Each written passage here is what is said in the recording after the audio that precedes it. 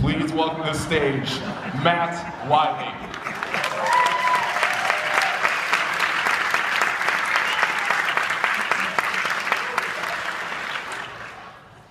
I love movies! Action, comedy, drama, torture, genius films, everything. And as a popcorn-loving male between the ages of 18 and 35, I can enjoy almost every movie that comes out. It's as if the stories are tailored specifically for me and no one else. But that sucks! It sucks big time! Why? Slide change. There are more people than me that like movies. The very first Spider-Man film started this flood of superhero movies. This was the first time I could relate to a character that was similar to me. But every one since then has been about a guy that doesn't quite fit in. Why would we deprive anyone from feeling the joy of seeing someone that looks like them doing amazing things on screen? Recently, Disney was preventing Rey and Black Widow from appearing on toy packages. They justified this in saying boys aren't interested in watching girl movies or buying girl toys.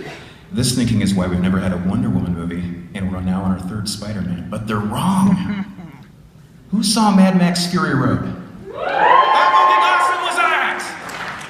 Furiosa is a badass woman character with real emotions, character motivations, and kicks as much ass as any of the guys. She's Rosie the Riveter with actual rivets, and people loved it. Still, many writers are completely unaware of gender bias in their stories, but there are several tests that can help. One is gender swapping.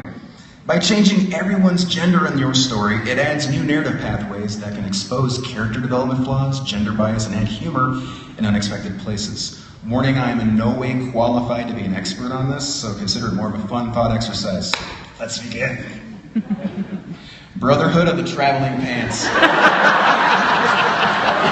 Four bros spend their first summer away from each other. As a symbol of their friendship, they decide to pass around and wear a magical pair of jeans that fit each of them despite being completely different sizes and shapes.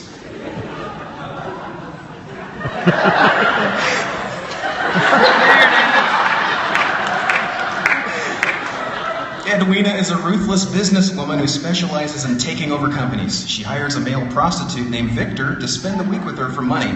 Victor goes shopping for expensive clothes that make him look like a real man, and they fall in love.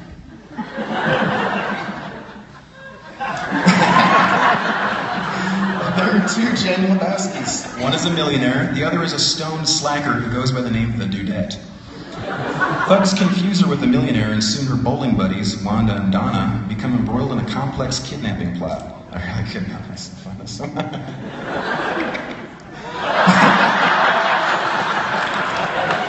Cab driver Corba Dallas, a former elite commando, rescues Lilu, the world's most perfect genetically engineered man, to save the world from the clutches of evil Mrs. Zorg. And then there's Ruby Rod, a cross-dressing flamboyant radio diva whose gender swap was so confusing I honestly didn't know what to do.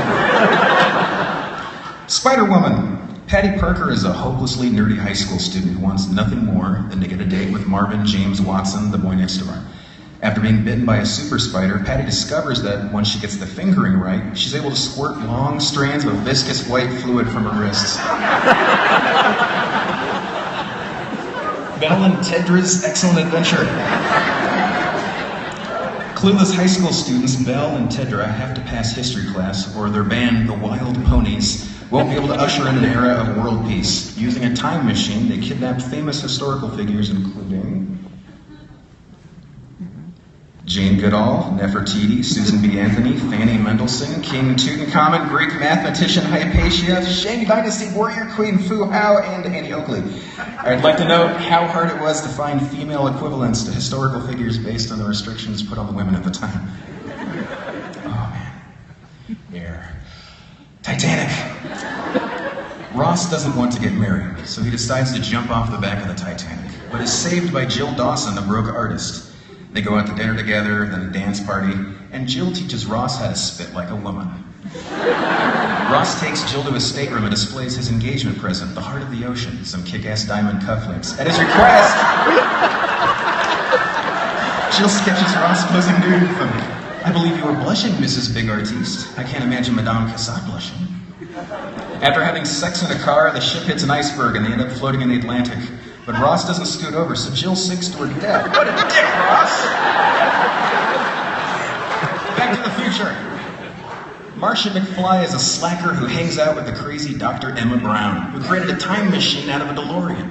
After running from terrorists, Marcia travels back in time, gets run over by his grandmother, and accidentally prevents his parents from meeting.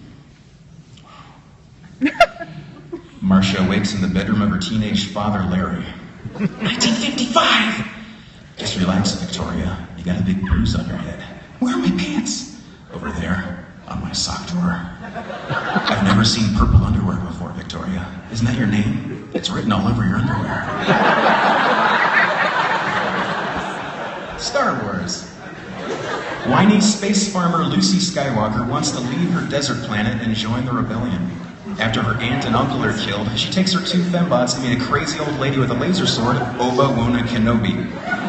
They leave the planet with a scruffy pilot, Hannah Solo, and her furry co-pilot, Chewbacca. After being taken captive at the Death Star, they rescue Leia, a handsome prince who turns out to be a brilliant strategic leader and quite manly after all. After training with Yodla, Lucy thinks she's ready to face off with the mysterious Darth Vader. Obi-Wan, I'll never tell you the truth. She told me enough. She told me you killed her. No, Lucy. I am your mother. No! 4 years ago at Pecha Kucha Night Champaign, I considered talking about a GenderSwap Ghostbusters where 3 disgraced college professors form a paranormal extermination business, which as a female-owned company is eligible for tax breaks. Then they made a Sumerian demigoddess and a 100-foot marshmallow woman, but it's actually happened, and they're making a Ghostbusters movie where all the main cast are women. We're seeing the beginning of a cultural shift, and it's going to be huge. Now, guys, I don't get to do stuff like this. I'd love to get a photo of you guys. Could you scoot in just a little bit? Thanks, man.